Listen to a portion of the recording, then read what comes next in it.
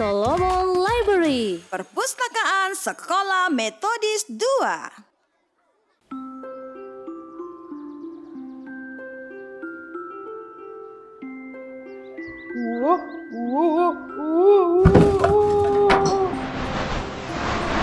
Hello everybody! Welcome back to Solomon Library of Methodist 2 School, Palembang with Miss Effie today. Look, what am I wearing? Can you guess the story of today? Yes! It is about Pinocchio. So without any further ado, let's get into the story. Once upon a time, in a small village, there was a shining shooting star in the night sky. Jiminy the cricket was walking down the street and he saw the shining shooting star entered the carpenter shop were filled of unique clock, music box, and so many toys. The shop belonged to the kind man Geppetto. In that shop, Geppetto was painting a little doll he made from wood. "I have a good name for you," said Geppetto. After he finished his work, he named the doll with Pinocchio. When he went to bed, he saw a shiny shooting star from his window. "That's a shooting star!" Geppetto yelled. And when he was asleep, he had a dream about his wish.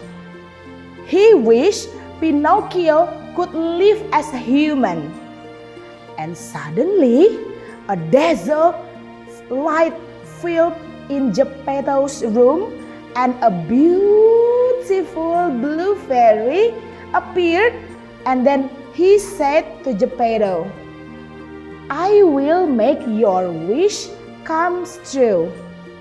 Hey little doll, wake up and accept this gift." Not long after that, Pinocchio suddenly could move his hand. "Am I live as a boy?" said Pinocchio. "No," said the blue fairy. "You must prove yourself that you are a brave, honest, and selfless kid." The blue fairy made Jiminy the cricket become Pinocchio's conscience.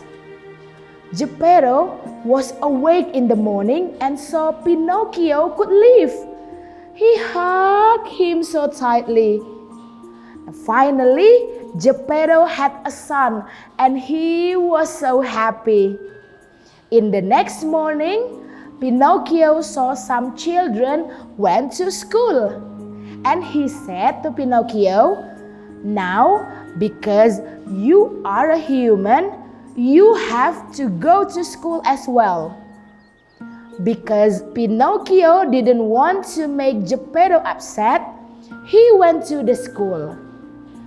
In the middle of the way, Pinocchio realized that there were two people watching at him. It was a wolf and a cat. The wolf said, "It is a living doll. We can sell him." And then they start to make a conversation with Pinocchio. "I am J. Washington Longfellow. People call me the honest John. And this is Gideon the cat," said John. "I have to go to school," Pinocchio said. "No, come with us. We will help you become famous," said John. Finally, John could convince Pinocchio to follow him. So Pinocchio didn't go to school. That Geppetto wanted him to. They went to meet Stromboli, a puppeteer. He was so happy to have a rare doll for his show. Everybody was so amazed by Pinocchio, a living doll. After the show ended, the audience threw many gold coins to Pinocchio. He was so happy. When Pinocchio wanted to go home, Stromboli threw Pinocchio into a cage and locked the door.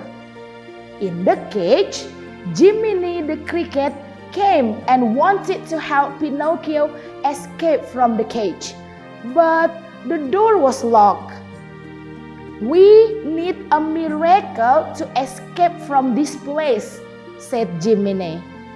In other place, Geppetto was worried and searched Pinocchio in the middle of the rain. Meanwhile, Pinocchio and Jiminy the cricket still tried hard to escape from Stromboli's cage. Until suddenly, a blue fairy came and asked why they were there. But Pinocchio didn't tell the truth. He was lying, so his nose grow longer and longer. So Pinocchio promised to the blue fairy that he won't tell lies anymore. The blue fairy agreed, so his nose finally back to normal again. And then they ran away from Stromboli's cart. Not long after that, John and Gideon met a coachman who likes to recruit little boys to the fun island. He gave them many gold coins for that. In the middle of the way, John and Gideon found Pinocchio, and they just asked him to come with them. Pinocchio finally came with them willingly because they can convince him that he could play and eat so happily in that place. In the fun island, there were so many toys and yummy food. But when Jiminy went around the island, he saw the coachman ask some dwarfs to shut the door and never let the little boys escape. Jiminy must find Pinocchio and tell him, "You must go home with me now," said Jiminy. Pinocchio felt hesitate for a while, but he listened to Jiminy at last. In their way out of the fine island, Jiminy saw the coachman was trying to transfer some donkeys to a boat, and he realized that it was the donkeys from the little boys in Fun Island. When Jiminy wanted to warn Pinocchio, it was too late. Ears and tail of a donkey have appeared in Pinocchio's body. "Come on, hurry up! We have to get out of here," said Jiminy. They ran again across an empty island until he finally came home. But there was no Geppetto in the house. After that, a pigeon happened to fly and bring a letter to Pinocchio. It is said that Geppetto was trying to find Pinocchio, but a huge whale named Monstro swallowed him. Pinocchio and Jiminy tried hard to find Geppetto. In the whale's stomach, Geppetto was waiting to someone who can save him. In the other side of the sea, a huge fish swallowed Pinocchio.